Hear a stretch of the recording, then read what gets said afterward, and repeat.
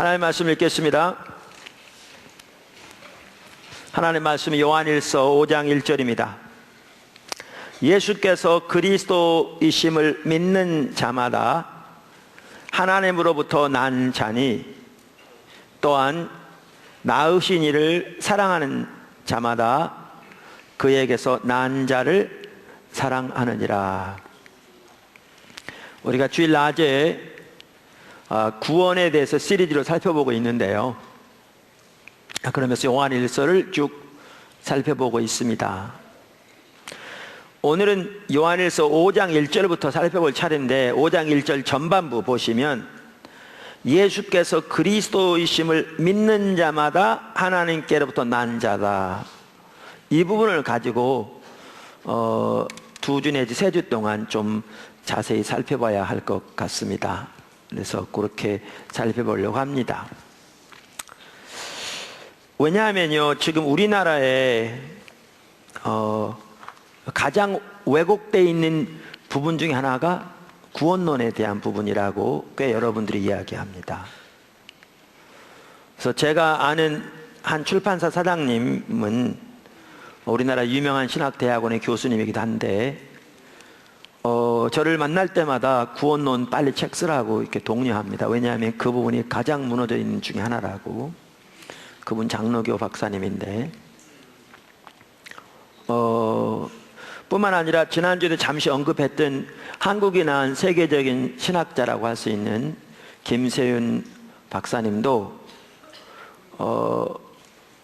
우리 한국교회 메시지는 구원파의 메시지와 다를 바 없다, 심지어 그렇게 얘기합니다. 지금 세월호 사건 때문에 그렇지 않은 구원파가 지금 우리나라 전체에 심각한 그런 어떤 문제가 있는 것을 이렇게 방송에도 대대로 나오고 있습니다만은, 당연히 우리가 이단이라고 우리 정통교단에서 정죄한 그런 옳지 못한 구원의 교리를 가지고 있습니다.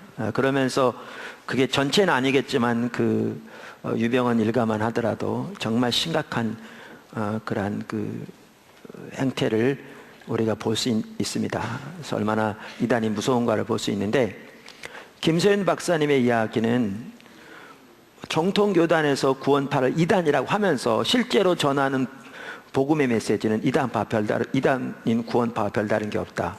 그만큼 우리가 옆으로가 있다는 거죠. 이렇게 얘기하고 있을 정도입니다. 이건 누가 저에게 보내준 부분인데, 제 설교를 듣고 있다고 하는 분이 보내줬어요. 아마 이 설교도 듣고 있겠죠. 국민일보에 나온 그 기사를 보내준 건데, 국민일보에 나온 기사의 내용도, 이분들이 침례교 목사님이네요. 그 침례교 목사님이 쓴 그 책을 국민일보에 소개했는데, 거기에서도 문제가 뭐냐면, 오늘 한국교회는 아르맹주의가 한국교회를 망치고 있다. 그러면 천하무적 아르맹주의, 이게 책 제목입니다.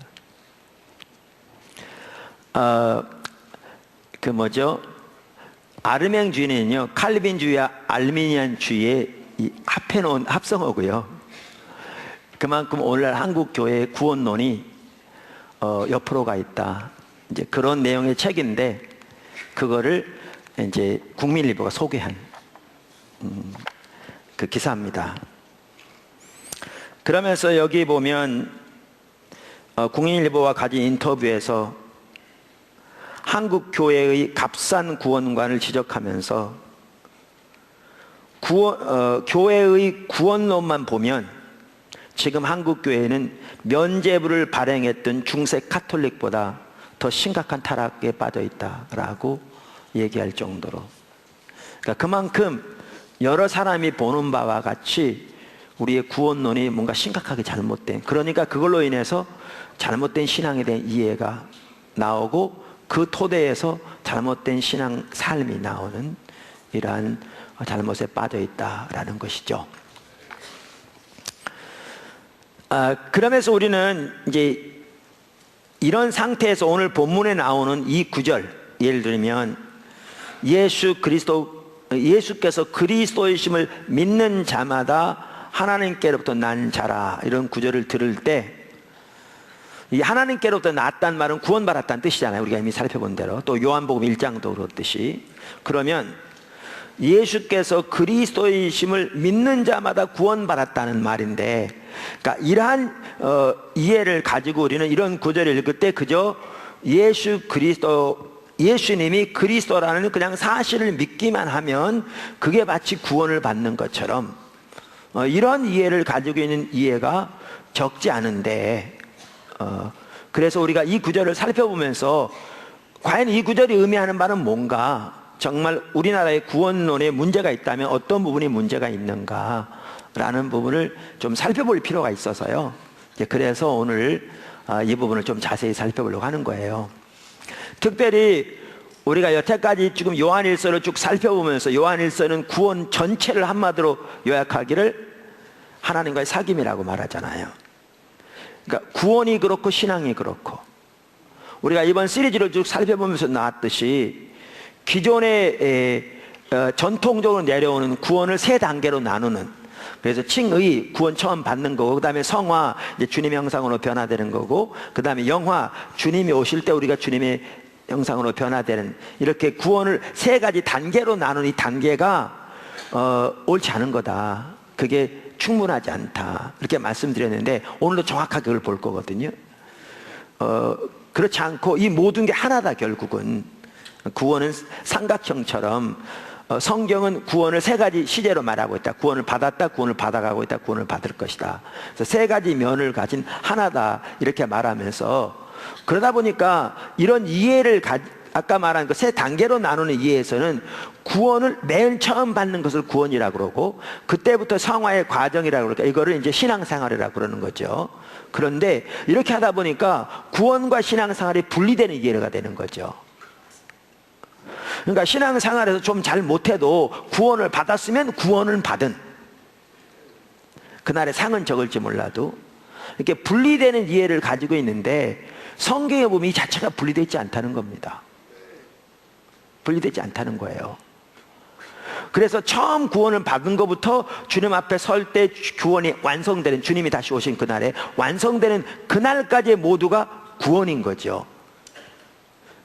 그러니까 성경에서 말하는 구원과 성경에서 말하는 우리의 신앙생활은 정확하게 일치되는 겁니다. 똑같은 거예요. 이게 분리되지 않아요. 그러면서 그 요한일서만 하더라도 명백하게 반복적으로 나누는 것이, 구원을 뭐라고 표현했느냐? 하나님을 아는 것이라. 근데 하나님을 알되, 하나님을 알았고, 하나님을 오늘날 알고 있고, 앞으로 하나님을 알게 될 것이라고 말함으로써 이 세 가지 시제를 가진 하나인 것을 말하고 있죠. 그러면서 하나님을 아는 것만 하더라도, 우리가 지난주에도 살펴보았듯이 그 요한일서, 더 나아가 성경 전체가 그렇지만 요한일서에 나오는 하나님을 아는 것만 하더라도 그것은 단순히 교리적인 지식이 아니다 라는 걸 살펴보았죠. 그래서 지난주에 나눴듯이 그 미국 성서공회에서 나온 성경 번역하는 사람들을 위한 핸드북 시리즈에서 요한일서에서 닥터 하스와 닥터 수엘렌 그레벨이라는 두 학자 공조하면서 이렇게 말했거든요. 2장 4절에 대해서 말하면서, 요한일서 이 구절에서 안다는 단어는 친밀한 교제 안에 있다, 혹은 친밀한 교제를 가지다라는 뜻이다. 즉 어떤 사람의 성품이나 의도를 친밀하게 안다는 뜻이다, 이렇게 얘기했고, 똑같은 요한일서에 대한 주석 시리즈, 그러니까 그 같은 시리즈는 아닌데 뉴 아메리칸 바이블 카멘터리 시리즈에서 닥터 D.L. 에이킨 박사는 이렇게 얘기하죠. 같은 그 구절에 대해서, 하나님을 아는 참된 지식은 서로 분리될 수 없는 지적, 도덕적, 그리고 영적 요소들을 포함한다. 성경에 나오는 하나님을 아는 지식은 지적일 뿐 아니라 또한 경험적이고 역동적이다. 이 지식은 단순히 추상적인 혹은 관념적인 추측에 의해서 얻어지는 것이 아니라 참된 하나님과의 영적인 관계 안에서 삶을 살아감으로 얻어진다, 이렇게 말하거든요.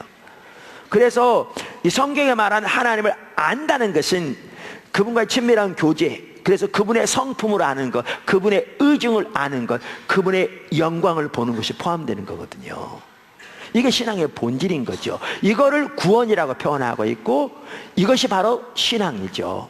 그러면 이렇게 요한일서만 하다도 말하고 있고 성경 전체를 볼 때 제가 말씀드린 대로 우리 신앙의 본질은 바로 그 인격체신 하나님을 알고 그분을 존재를 다 사랑하는 하나님과 친밀한 교제와 하나님의 행하심을 보고 우리 온 사람으로 동참하는 것, 이게 우리 신앙의 본질이고 다른 말로 하면 이게 구원의 본질인데, 그럼 이런 이해와 오늘 요한일서 5장 1절에 여기 보시면 예수께서 그리스도이심을 믿는 자마다 구원을 받았다고 했는데 이게 어떻게 조화를 이루는가 라는 거죠. 어떻게 조화를 이루는가. 그런 걸 보려면 요한일서만 하더라도 그럼 요한일서 5장 1절에 말하는 이 말이 무슨 뜻인가 라는 걸 우리가 자세히 살펴볼 필요가 있다는 거죠.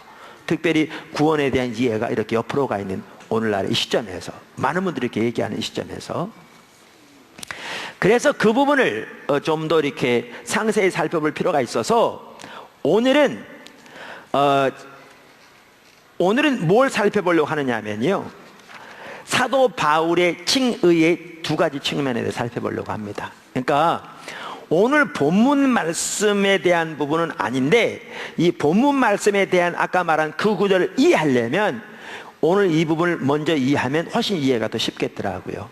그래서 사도 바울의 칭의에 대한 두 가지 측면을 오늘 살펴보려고 해요. 특별히 오늘은 제가 조금 아까도 언급한 김소연 박사 책, 이 책을 중심으로 많이 살펴보려고 합니다. 제가 언급한 책이 이 책이에요. 그분이 한국에 와서 목회자를 대상으로 세미나를 했는데 그거를 묶어서 두란노에서 책을 냈는데 제목이 칭의와 구원이에요. 여기 이제 우리 여기 선교센터에 갖다 놓을게요. 아마 안 갖다 놨을 것 같아요. 이건 제가 한 권 사달라고 그래요. 제가 이번 주간에 이걸 읽으면서 책이 너무 좋아요. 푹 빠져 있다고 그럴까 하여튼 너무 좋고요. 감사한 거는 제가 십자가 복음의 책에 쓴 것처럼 우리의 신앙의 본질을 아까 말씀드린 그렇게 표현했고, 또 요한일서만 하더라도 또 다른 성경만 하더라도 우리의 구원을 명백하게 그렇게 말하고 있는데, 또 우리의 신앙의 본질을 명백하게 그렇게 말하고 있는데, 이 책을 보면요 그러한 것들이 신학적으로 뒷받침되는 것을 볼 수 있어요. 정확하게 같은 이해를 담고 있는 걸 볼 수 있어요. 이거는 신학적인 책이죠. 이분은 신학자고 나는 목회자고. 그런데 그걸 볼 수 있어요. 그래서 너무 감사하고요. 여러분, 이분 같은 경우는 너무나 잘 아는 분이죠. 우리 한국 목회자들 경우에는 서울대학교를 졸업했고요, 맨체스터 대학교를 졸업했고, 튜빙겐 대학교 수학했고요, 케임브리지 틴데일 라이브러리에서 연구했고요, PhD는 맨체스터 대학교에서 F.F. 브루스라는 세계적인 신약학자 중에 유명한 분, 그분 밑에서 받았을 겁니다. 그 다음에 공부하는 과정에서도 그렇고 그대로 그렇고 튜빙겐의 닥터 마틴 행겔과도 친했고요.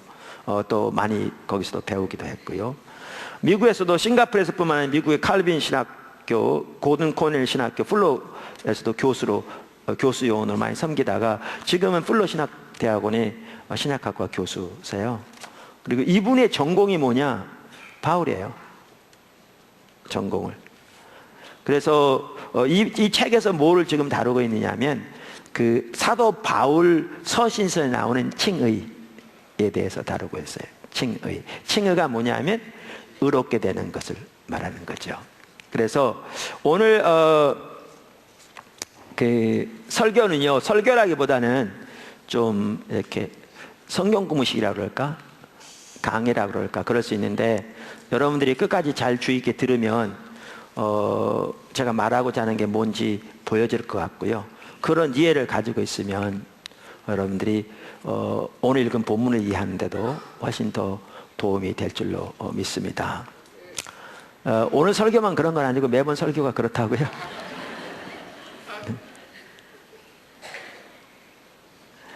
한 가지 참 책을 더 소개할 게 있는데요.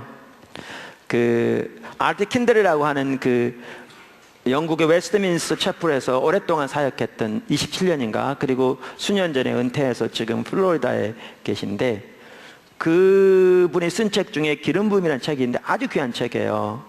근데 그 당시에는 영어로 우리말로 번역이 안 돼 있었는데 제가 귀한 책이라 소개했더니 어떤 분이 제 설교를 듣고 그 책을 출판사에 추천해 가지고요 그 책이 나왔어요. 그래가지고 저한테 보내줬더라고요. 간접적이지만 제가 추천해서 줬다고 그러면서. 근데 그 책이 귀한 책이에요. 우리 세문교 선교회 목사님 중에 한 분도 그거를 보고 이렇게 우리 밴드에 올려서 읽어가면서 많이 썼더라고요. 그 책은 아마 여기서 구할 수 있을 거예요, 지금. 그 제목은 내일의 기름 부음이라고 번역돼 나왔어요. 원래 제목은 The Anointing인데요. 내일의 기름 부음, 알트 킨들. 알트 킨들 목사님 같은 경우에는 로이드 존스 목사님 후임으로 영국의 어떤 복음주의 교회에서는 대표적인 교회 중에 하나인데 거기에서 30년 가까이 섬겼는데요. 그분 책은 우리나라 여러 권 번역되어 있는데 무엇이든지 그분 책은 아주 귀해요. 그러니까 여러분들이 그분 책 기회가 되시면 사보시면 도움이 많이 되고요. 괜히 설교하다가 책 소개해서 필요하시면 보시면 되겠어요. 자, 그래서 오늘은 사도 바울의 칭의의 두 가지 측면을 살펴볼 텐데요. 아까 말씀드린 칭의라 그러면 이렇게 신앙이 어르시면 잘 모를 수 있는데 우리가 의롭게 되다 혹은 의롭다 선포되다 그런 뜻이고요. 전통적으로 아까 말한 대로 구원의 첫 단계를 전통적으로 뭐라고 불렀냐면 칭의라 불렀어요. 영어로 justification이죠. 칭의라. 그런데 오늘은 제가 이 책을 많이 인용할 거예요. 제가 말해도 되지만요, 제가 일부러 이 책을 인용할 거예요. 여러분 들어보시라고요. 그리고 제가 설명을 할 거예요. 근데 이제 김서연 박사는 이 책에서 칭의에 대해서 두 가지 측면이 있다. 그 칭의를 이해하는데 하나는 법정적 의미에서 칭의를 이해하는 거고, 두 번째는 관계적 의미에서 칭의를 의미하는 거다, 이렇게 얘기합니다. 자, 그래서 그 부분을 좀 하나씩 살펴보기 원합니다. 첫째, 법정적 의미에서의 칭의. 그러니까 이 책의 전체적인 요점이 이겁니다. 마틴 루터가 종교개혁을 일으킨 이후로 전통적으로 우리가 칭의를 이해할 때 법정적 의미에서의 칭의로 이해했다는 거예요. 전통적으로.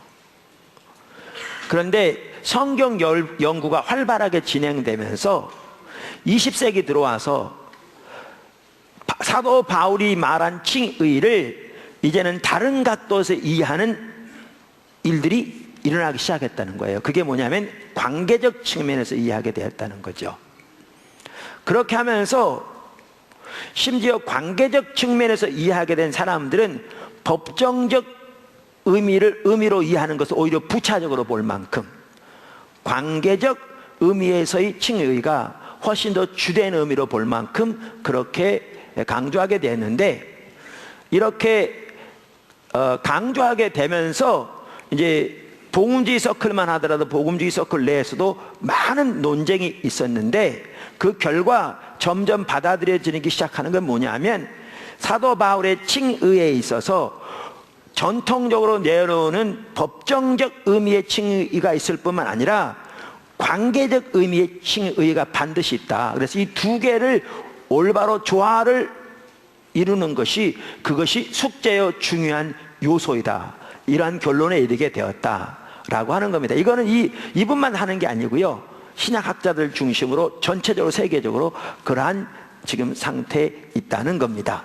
그러면 특별히 한국교회 같은 경우에는 이 법정적 칭의만을 받아들이고 그것도 왜곡되게 이해함으로써 아까 말한 구원론에 심각한 왜곡을 가져왔다.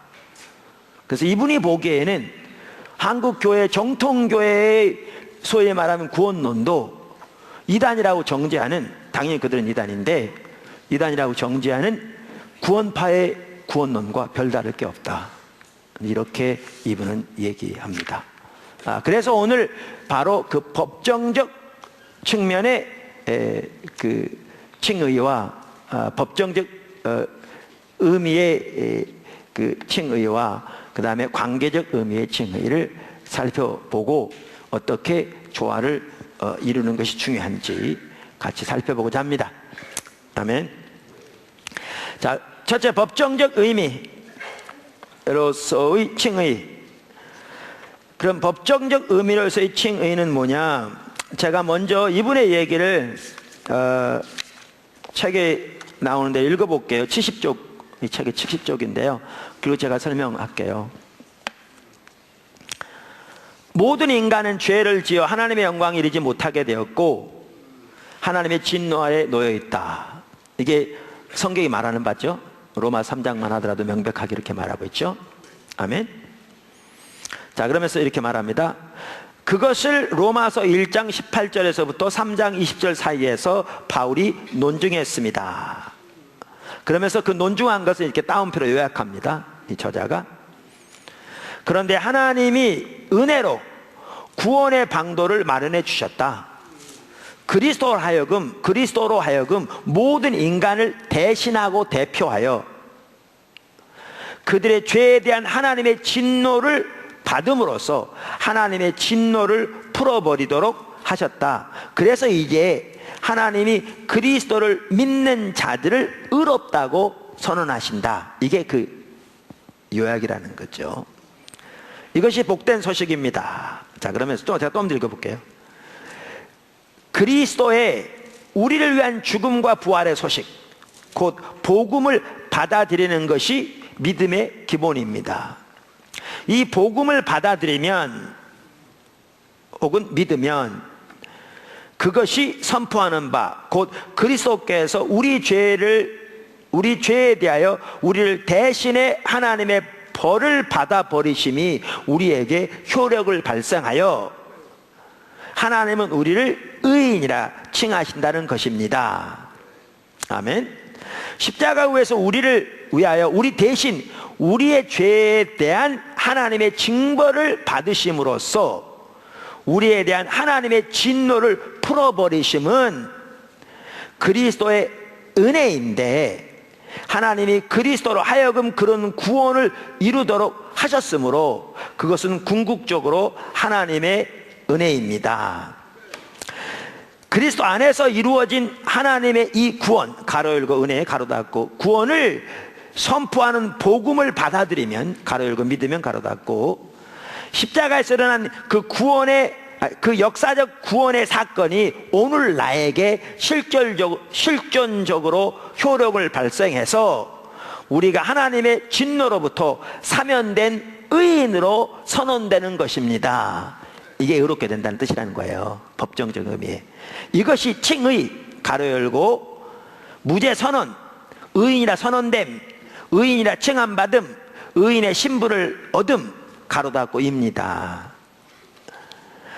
그 속에는 물론 죄의 용서가 포함되어 있습니다.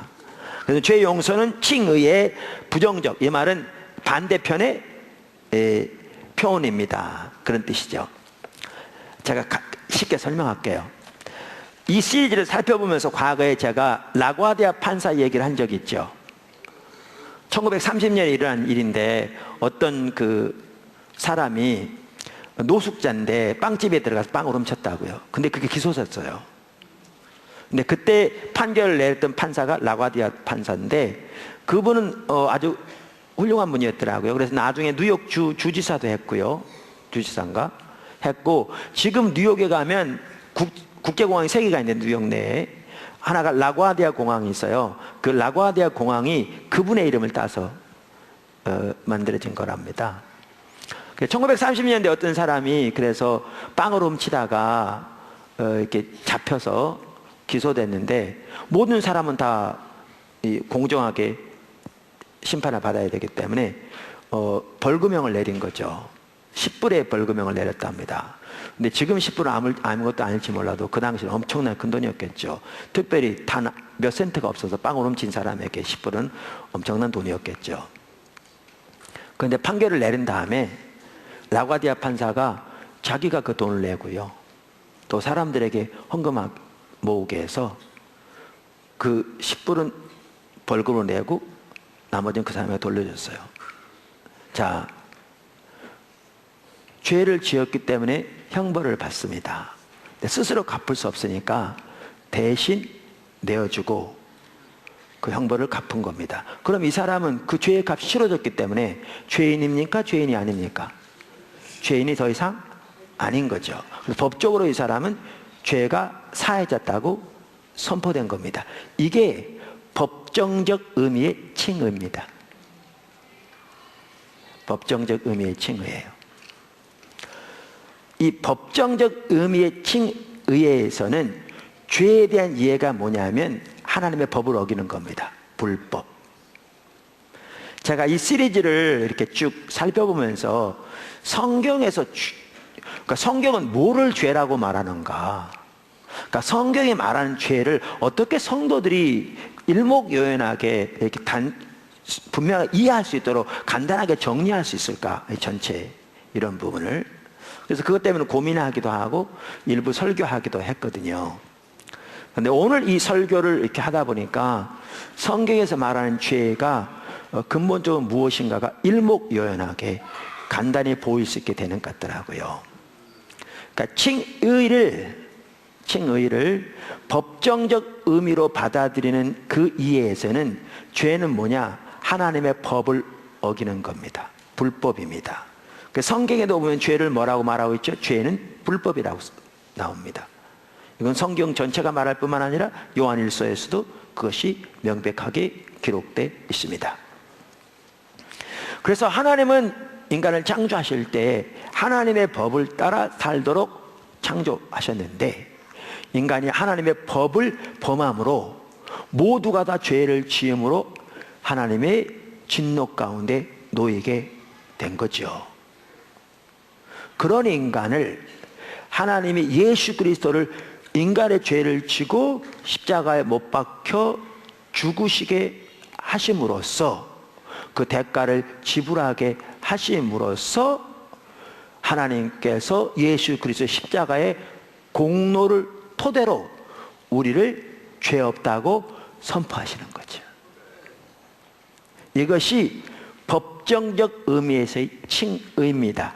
의롭다고 선포하는 것, 죄 없다고 선포하는 것, 의인이라고 선포되어지는 것입니다. 그래서 우리가 예수를 믿을 때 이제 이 믿음에 대해서 우리가 앞으로 살펴볼 겁니다. 여기 보면 예수가 그리스도이신 것을 믿는 자는 구원을 받았다고 되어 있는데 이 믿는다는 뭔지 우리가 앞으로 좀 더 자세히 살펴볼 텐데요.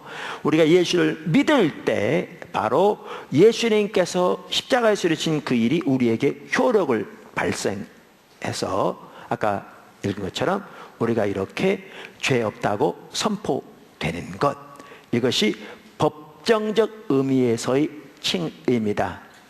이해하시겠죠? 네. 이것이 마틴 루터 이후로 종교개혁 이후로 전통적으로 내려오는 칭의에 대한 이해이고요. 또한 성경은 이 부분을 명백하게 이 부분이 있음을 여러 구절에서 보여주고 있습니다. 특별히 사도 바울의 서신서만 하더라도 이러한 부분을 분명히 보여주고 있습니다. 자, 두 번째 무슨 의미라고요? 아까 관계적 의미. 이제 최근 들어 학자들이 그 사도 바울이 말한 칭의를 이해할 때 새로운 각도에서 이해하게 되었다고요. 그 이해가 뭐라고요? 관계적 의미에서의 칭의입니다. 그러니까 이러한 이해가 새롭게 불붙여진 것은요, 그 전에도 나름대로 이런저런 학자들이 그 토대를 놓긴 했는데 1977년에 샌더스라는 학자가 바울과 팔레스타인 유대교라는 책을 내면서 그러니까 성경 시대, 그러니까 신약 성경 시대의 그 유대교에 대한 새로운 이해의 그 책들을 낸 겁니다.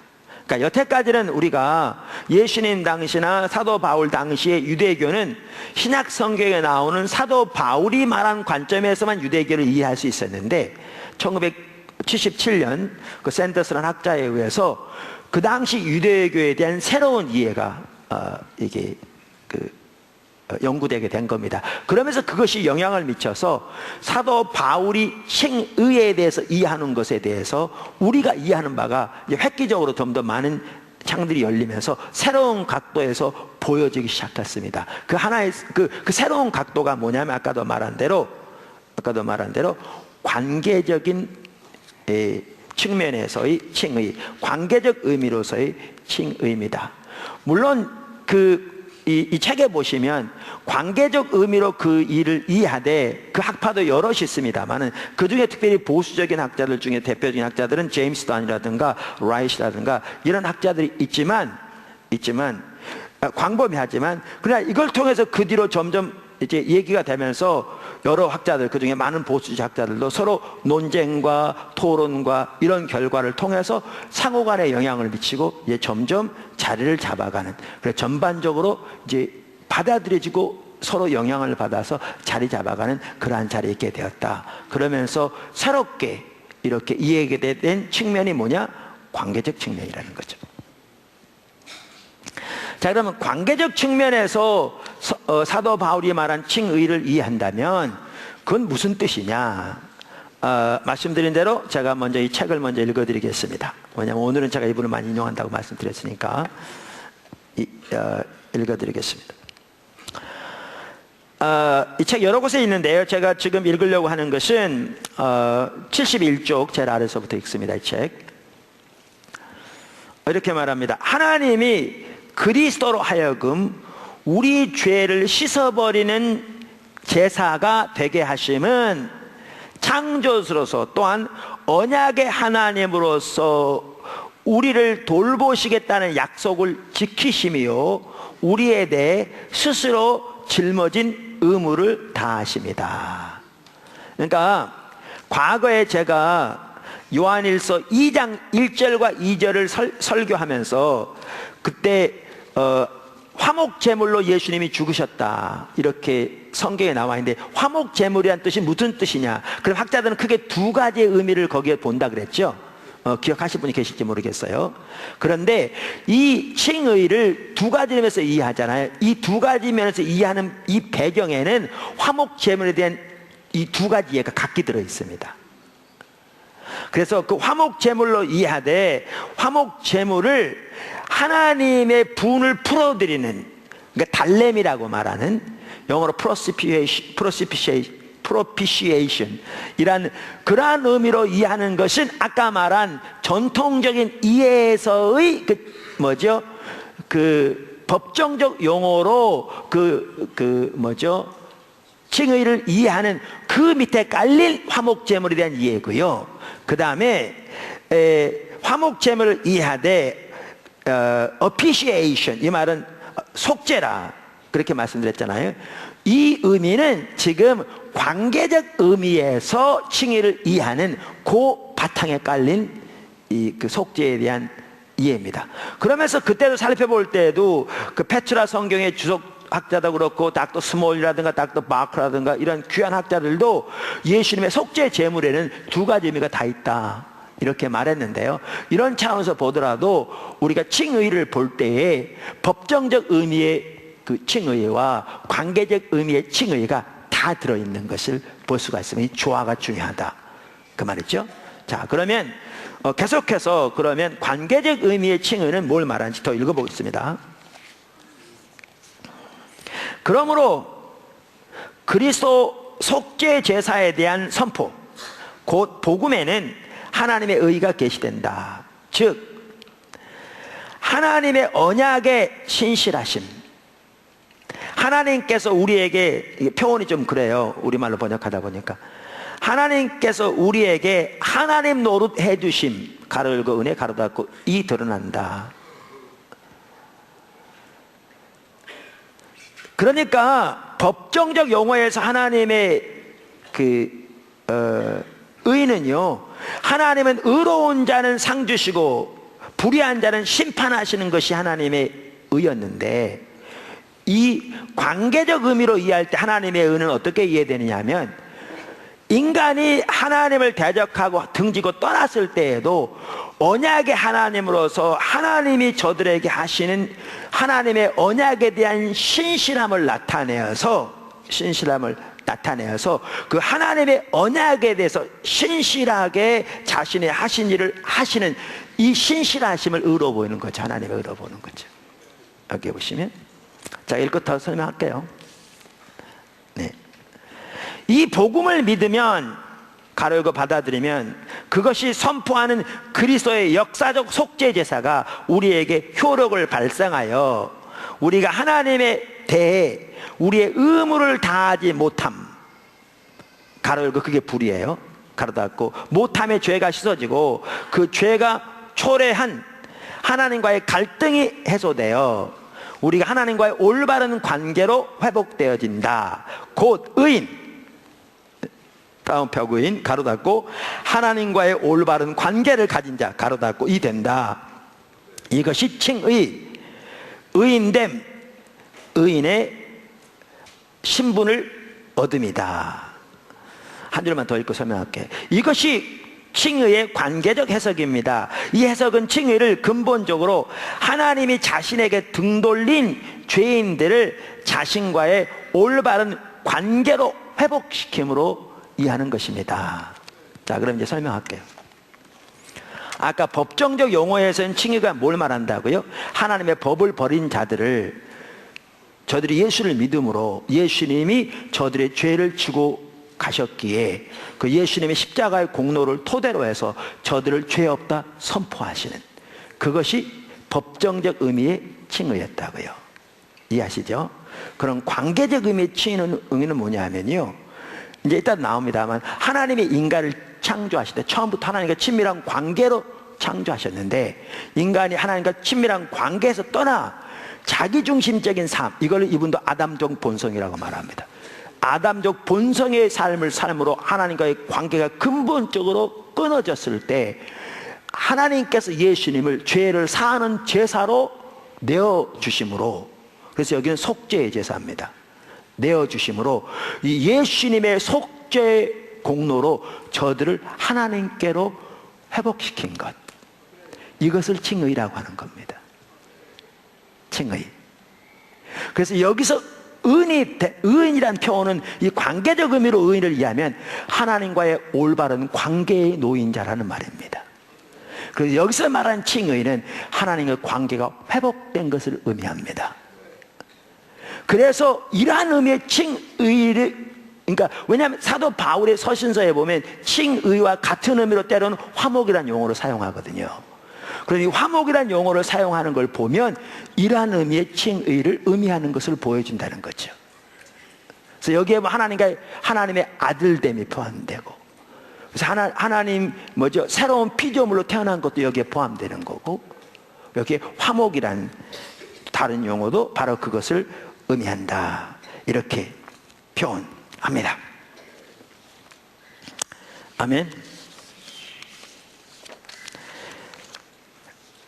이렇게 볼 때에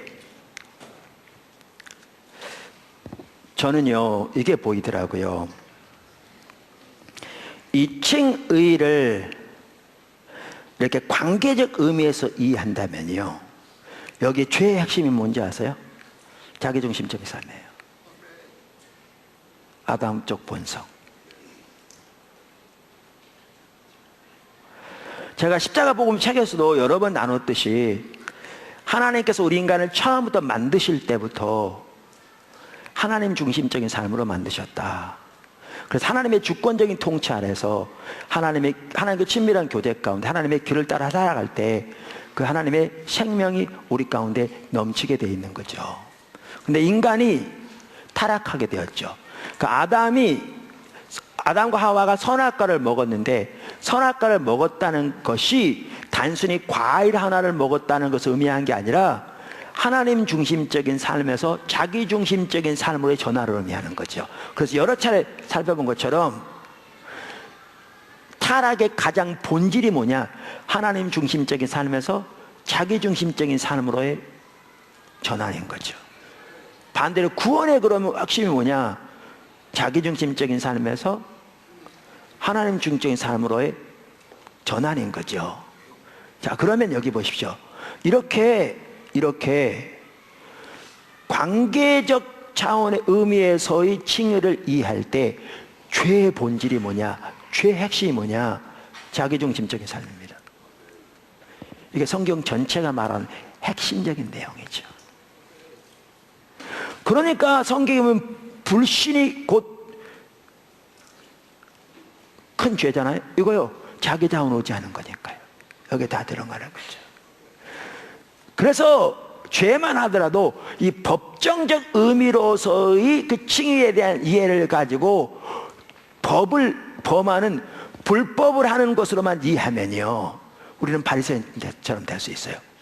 그리고 우리가 어떤 특정한 법을 어기지 않았으면 우리는 범죄하지 않았다고 생각할 수 있어요. 그러니까 심각한 죄 가운데 있으면서도 자기가 죄인인 것을 전혀 모를 수 있어요. 그러나 이것을 조화 가운데 뭐죠? 법정적 의미로서의 칭의뿐만 아니라 관계적 의미로서 칭의를 올바로 이해해, 죄만 하더라도 가장 근본적으로 자기중심적인 삶이 죄의 본질이고, 당연히 여기서 뭐가 나오냐면 불법이 나오는 거죠.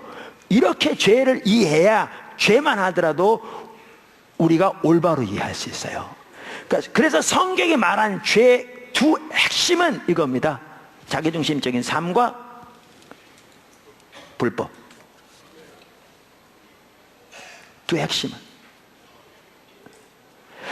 그 외에 선을 보고도 행치 않은 거, 이런 여러 가지 다 있는데, 불신, 그게 다 어디서 나오느냐? 자기중심적인 삶에 포함되는 거죠. 포함되는 거죠. 자, 그런데 이제 여기에 중요한 게 이겁니다. 이렇게 칭의를 관계적 의미에서 이해할 때 예수님의 구속의 속죄 제사를 통해 하나님께서 우리를 하나님과의 관계로, 하나님의 능력으로 회복시켰는데, 하나님의 관계를 회복시키시되 이 하나님과 관계를 회복되어지는 것이 어떤 삶으로 회복되어지는 거냐? 하나님의 주권적인 통치 아래로 회복되어지는 거라는 거죠. 다시 말하면 하나님만 예배하고, 이분도 그 표현을 썼어요. 여기 하나님만 의지하고 하나님께 순종하는 삶으로 회복이라는 거죠.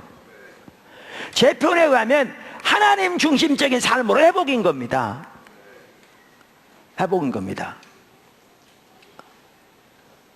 그러니까 여기에는 뭐가 반드시 같이 가야 되느냐? 삶이 같이 가야 되는 거죠. 삶이 같이 가야 되는 거죠. 그리고 이렇게 하나님만 예배하고 하나님만 의지하고 하나님께 순종하는 삶으로 회복을 말하고, 그 삶을 살아갈 때 거기에 하나님의 생명이 넘치는 것이고, 거기에 소위 말하는 하나님 복이 넘치는 거죠. 아멘. 자, 세 번째,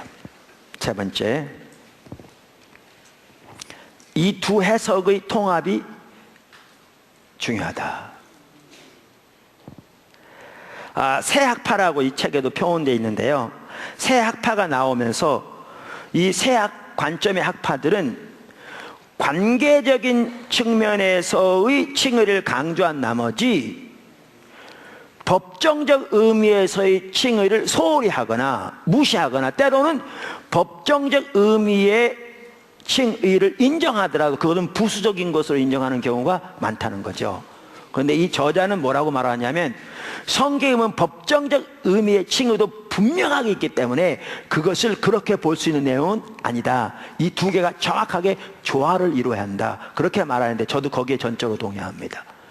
당연히 법정적 의미의 칭의가 있습니다. 그래서 예수 그리스도의 보혈의 공로로 우리가 죄 없다 선포함을 받아 의롭게 되어진 부분이 있습니다. 동시에 우리는 이제 이제 여기에 같이 나온 게 뭐냐 하면 하나님 나라에 대한 개념입니다. 사단의 통치에서 하나님 나라로 옮겨져 하나님과 친밀한 교제 가운데서 주님이 통치하신 삶으로 회복되어진, 이것이 성경에 말하는 칭의의 또 한 면이라는 거죠. 칭의의 한 면.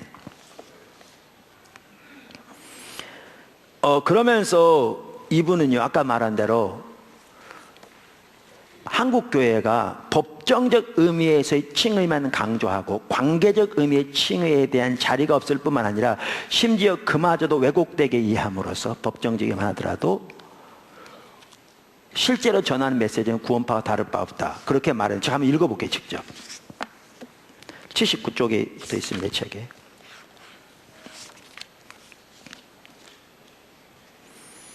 자, 그러니까 아까 여기 보십시오. 관계적 의미에서의 칭의를 말할 때 하나님과의 관계로 회복되기 때문에 여기에 포함된 내용이 뭐냐 하면 하나님과의 올바른 관계에 서 있을 필요가 있는 거죠.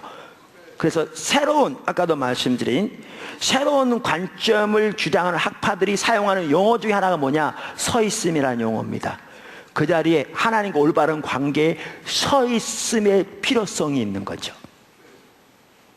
우리가 말하는 신앙의 본질이에요. 그게 구원이에요. 그게 신앙이에요. 제가 지금 말하는 것은 여태까지 제가 나눈 걸 지금 신학적으로 이분이 정확하게 증명해놨어요. 그 제가 지금 나누는 거예요. 그러면서 여기에 보면 그 관계적 측면에서의 칭의를 얘기하면서 회복된 올바른 관계 속에 따옴표 서 있음의 중요성 이렇게 말하면서 이렇게 말합니다.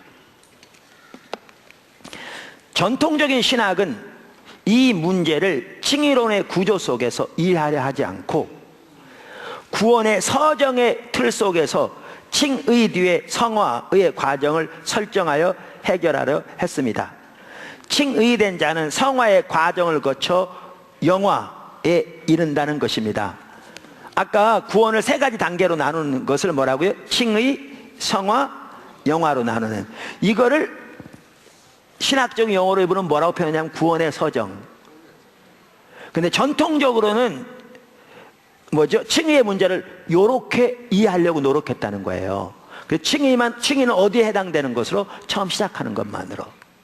근데 나중에 나올 텐데요, 저는 이게 틀려요. 왜냐하면 여러분, 우리가 의지하는 의는 행함으로 말미암는 것이 아니요 오직 믿음으로 말미암은 의라 이렇게 말할 때요, 처음에 구원받는 사건만 말하지 않아요. 여러분 바울 서신서 읽어보세요. 우리의 신앙의 전체를 두고 한 말이에요. 갈라디아 2장 읽어보시고 에베소 3장도 읽어보시고 그 나중에 살펴볼 거예요. 근데 이분도 그 얘기를 말해요. 이렇게 구원의 서정의 틀 속에서 이걸 이해하려고 했다. 그러면서 여기 보십시오. 우리가 최후의 심판 때 결국 우리 행위대로 심판을 받게 된다는 바울의 가르침과 연계하여 성화의 과정을 진지하게 생각하는 사람들은 자신이 한번 칭의된 것에 자만하지 않고 하나님의 뜻에 따른 의로운 생활을 하려 노력할 것이다. 그러면서 보세요. 그러나 보십시오. 그러나 칭의를 순전히 법정적 의미로만 가르치고 그것의 관계적 의미를 가르치지 않으며, 자 보세요. 그것을 성화와 구조적으로 분리하여 생각하도록 가르치는 가운데, 그러니까 칭의와 성화는 분리된 것처럼, 그래서 의롭게 된 것도 구원받았고 이제는 성화의 과정만 남은 것처럼 분리되는 가르치는 가운데, 칭의는 율법의 행위로서가 아니라 오로지 하나님의 은혜와 우리의 믿음으로만 얻는 것이라는 바울의 강조를, 가로 열고 종교개혁의 전통의 강조를 정통신앙의 시금석으로 삼도록 가르치면 자연히 성화에 대한 열정이 식고 도리어 성화에 대한 열정이 바울이 경계하는 율법의 준행으로 얻는 자기 의를 내세우는 칭의를 얻으려는 이단 신학에 빠지지 않나 걱정하게 됩니다. 무슨 말 이해하시겠어요? 제가 설명을 해볼까요?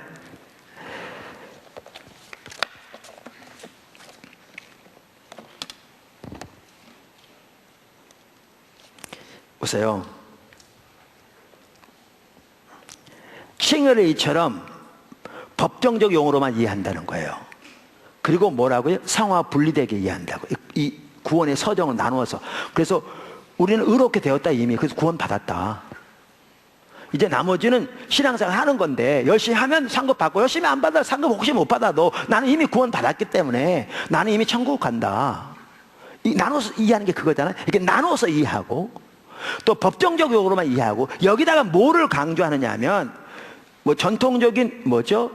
그 종교개혁의 강조점. 이거 당연히 강조될 부분이 해요. 오직 은혜로 오직 믿음으로. 근데 이제 이것마저도 이제 문제는 이해가 달라져 있습니다. 이건 나중에 살펴볼 텐데.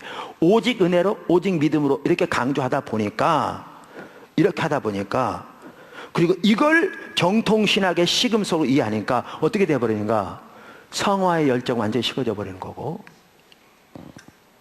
성화에 대한 열정을 잘못하면 이거는 자기 의를 의지해서 구원 얻는 그런 이단적인 가르침에 빠진 것으로 오해하게 만드는 이런 결과를 낳았다는 거예요. 거기다가 이렇게 얘기합니다. 조금 더 나올 텐데, 그러면서 이것이, 그분 편이라면 이것이 대다수 한국 목사들이 가르치는 왜곡된 칭의론, 성화와 분리된 칭의론, 의로운 삶을 낳기는커녕 도리어 방해하는 칭의론입니다. 이것이 전통적인 신학의 구원의 서정의 틀의 한계입니다. 세 단계로 나누는. 그러면서 더 나가서 여기서 뭘 말하냐면, 여기 잘 들어보세요. 더 나가서 여기 뭘 말하냐면, 여기다가 이제 뭐가 더 들어가느냐 하면, 개혁주의라고 그래서 거기다가 뭐가 더 들어가느냐, 뭐죠? 택함의 신학. 거기다가 칼빈주의의 튤립이라고 그러죠. 5가지 주요 교리 중에 마지막이 Perseverance of the Saints. 이게 성도의 견인이에요. 한번 구원 얻으면 영원히 구원 얻는다. 저도 그 교리를 믿어요. 근데 이해를 달리하죠. 제 얘기를 잘 들으십시오. 근데 요게 같이 가서 어떻게 되느냐, 칭의만 받았으면 하나님 택하신 거고, 택한 사람은 영원히 구원을 받았기 때문에 이제는 어떻게 하든지 상관없이 당신은 구원받은 사람이라는 그 교리가 오늘 한국교회 구원의 교리라는 거예요.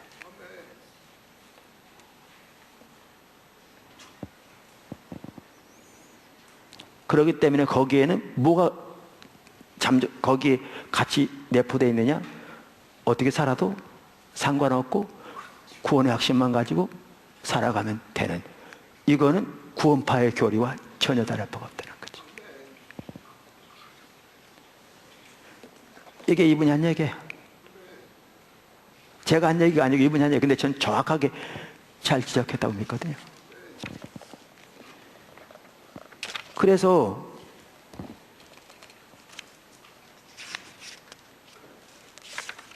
이렇게 얘기합니다. 제가 그 부분을 아까 일부 예배 때 찾았는데 어디 갔는지.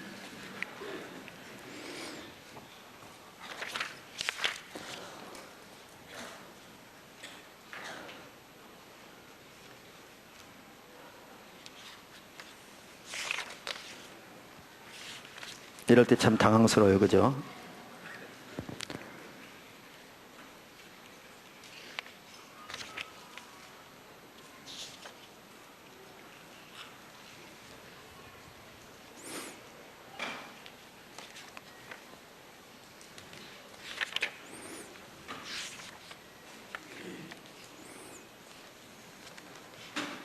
자, 그러면 나중에 또 찾으면 제가 읽어드리겠습니다. 그러면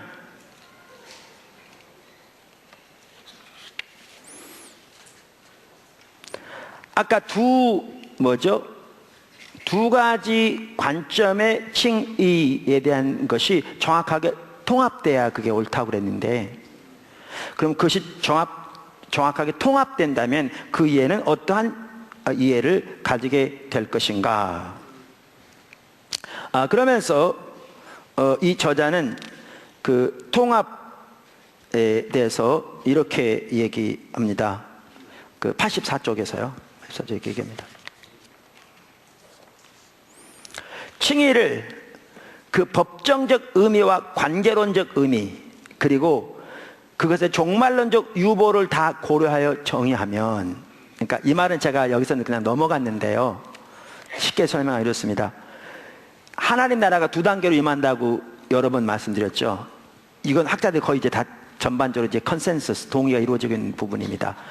예수님의 초림을 통해 하나님 나라가 이 땅에 이미 임했고, 예수님의 재림을 통해 하나님 나라가 완성될 거라. 그래서 이걸 이나그레이션이라고 그러고, 영어로 이걸 컨서메이션이라고 합니다. 그러니까 하나님 나라가 주기했고 하나님 나라가 완성될 거라, 그 말이에요. 지금은 하나님 나라가 확산되고 있죠. 그러니까 오늘날은 그 엘든 레드라는 유명한 학자가 말했듯이 already and not yet.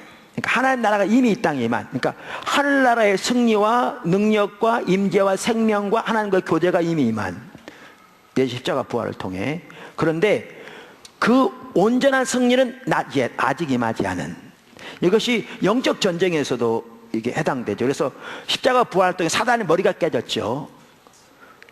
그래서 이미 승리 확보되었어요. 노르만디 상륙작전에서 연합군이 2차 대전 때 승리했을 때 이미 독일군은 패배한 것을 누구나 다 알고 있었거든요.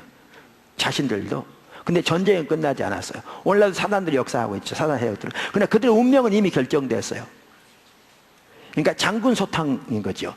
그리고 예수님이 다시 재림하실 때 이제 완전한 승리가 일어나죠. 그 모든 어둠의 세력들은 다 불목 가운데 던져질 거라고 말하죠. 이게 소위 말하면 하나님 나라 유보라고 표현한 already not yet의 하나님 나라의 개념인데, 이분은 뭐라고 표현하면 구원도 똑같은 관점에서 이해한다 그 말이죠. 이미 칭의 받았지만 궁극적인 칭의는 언제 받을 거냐? 주님 다시 오실 때. 그러니까 칭의만 하더라도 처음부터 마지막까지 하나라는 거예요. 연결된, 아까 제가 삼각형처럼 구원 이미 받았고 구원 온전히 받을 것이고 구원을 받아가고 있는, 그러니까 이런 관점에서 우리가 이해해야 한다는 거예요. 구원만 하더라도. 그러니까 그 점을 지금 이렇게 표현하고 있는데, 제가 그거는 지금, 그러니까 칭의를 그 법정적 의미와 관계론적 의미, 그리고 그것의 종말론적 유보를 다 고려해서 정의하면, 이제 이 말은 그 뜻이에요.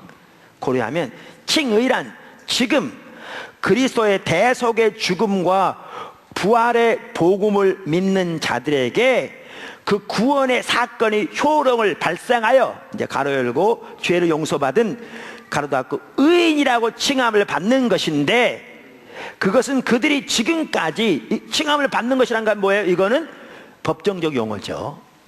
받는 것인데, 그것은 그들이 지금까지 하나님께 대항하며 산 아담적 실존의 종지부를 찍고 하나님께 의지하고 순종하면서 사는 하나님과의 올바른 관계로 회복됨을 내포하는 것입니다. 두 개가.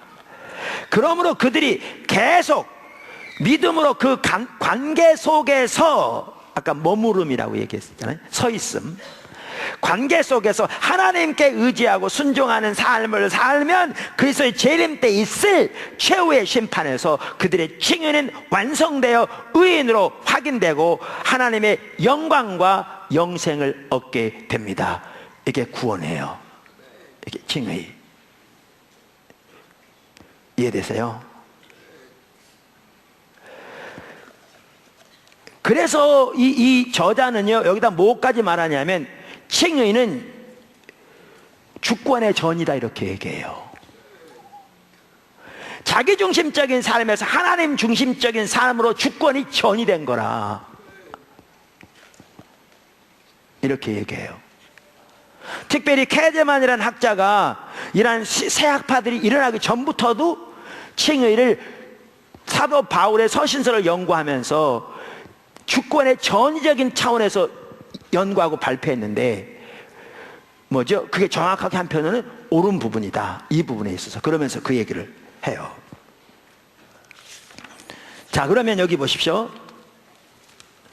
여기 그러면서 한 가지만 더 살펴보고 좀 서서히 마무리할까 하는데요.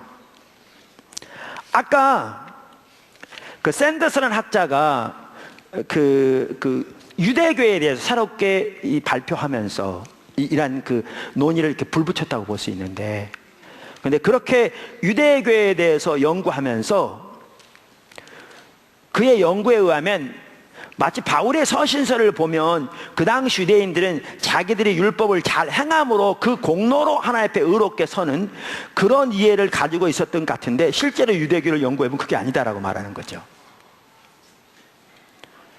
그러면서 그 당시 유대교에 가지고 있었던 이해를 어떻게 표현하냐면 언약적 율법주의로 요약하는 겁니다.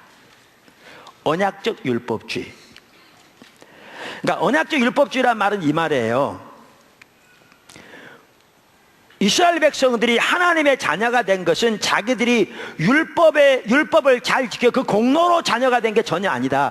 그들도 분명하게 믿기는 하나님의 백성이 된 것은 전적인 하나님의 은혜로 하나님의 긍휼로 선택을 받아 하나님의 언약의 백성이 되었다. 언약죠. 그런데 그 언약 안에 머물러 있으려면 하나님의 법을 잘 지키는 그 삶이 필요했다. 그래서 언약적 율법주의인데 이 초대교회 당시에는 그래서 언약 안에 머물러 있기 위해서 율법을 지키는 것을 강조하다 보니까 사도 바울이 말한 부분이 분명히 있었던 건 사실이다 라고 말함으로써 이 초대교회 당시에 그 유대인들이 가지고 있었던 그 신앙을 한마디로 요약하기를 언약적 율법주의라고 표현하고 있는 거예요. 그 얘기를 아시겠죠? 그러면서 이 저자 그 김세윤 박사는 한편으로는 우리의 구원도 어떻게 보면 언약적 율법주의와 비슷한 점이 있다. 신약의 기독교도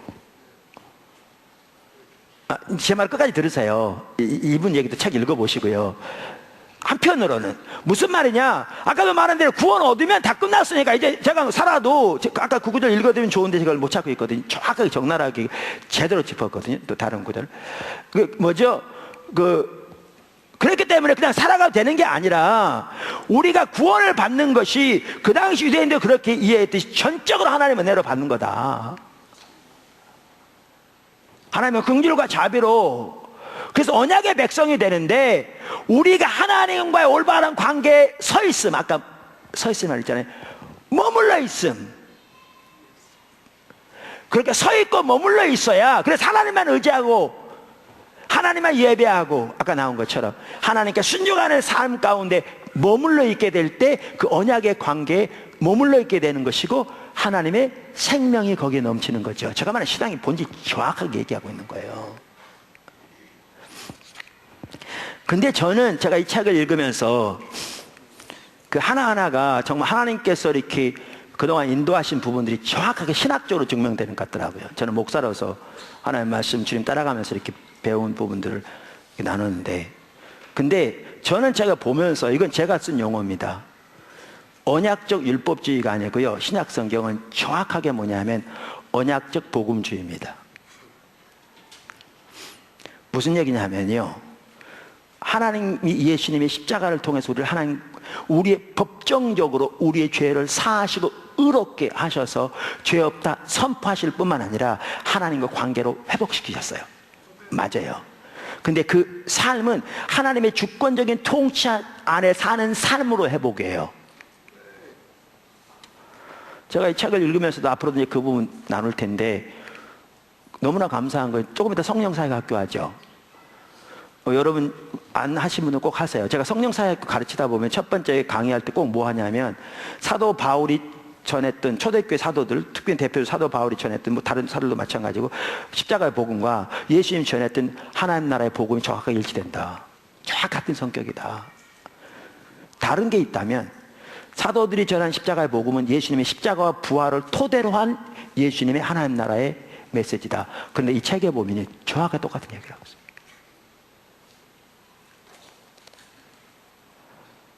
그래서 하나님 나라의 삶으로의 회복이에요. 하나님의 주권적인 통찰의 회복. 근데 보세요, 이 삶을 살 때 우리는 우리의 율법적인 노력을 통해서 그 삶을 사는 게 아니라 그게 십자가 복음 학원에 나온 거죠. 오직 은혜, 오직 믿음, 오직 성령, 오직 십자가. 그래서 여기 성령의 역사가 너무너무 중요해요. 이게 우리가 이 언약의 백성으로 주와 동행하는 살아가는 삶을 사는 구원의 삶이요 신앙의 삶이죠. 이게 그래서 언약적 복음주의, 그게 신약의 구원이에요. 그게 신약의 구원. 이렇게 우리의 구원을 이해할 때 지금 제가 여태까지 살펴본 건 사도 바울의 칭의에 대한 부분을 지금 나누고 있거든요. 바울 서신서를 중심으로. 이렇게 구원을 이해할 때 사도 요한이 구원을 하나님을 아는 것이라고 표현하고 알았고 알아가고 있고 알 것이라고 표현한 이거와 정확하게 똑같은 내용이에요. 성경 전체가. 그리고 우리 신앙의 본질을 그렇게 하나님과 친밀한 교제고 하나님의 행하심을 우리 온 사람으로 동참하는 것이라고. 신앙이, 그리고 하나님과 친밀한 교제는 무엇보다 하나님을 아는 것이라고. 이것은 구약에서부터 명백히 나오는데 이거와 신약에 말하는 구원이, 칭의가 정확하게 똑같은 것을 볼 수 있어요.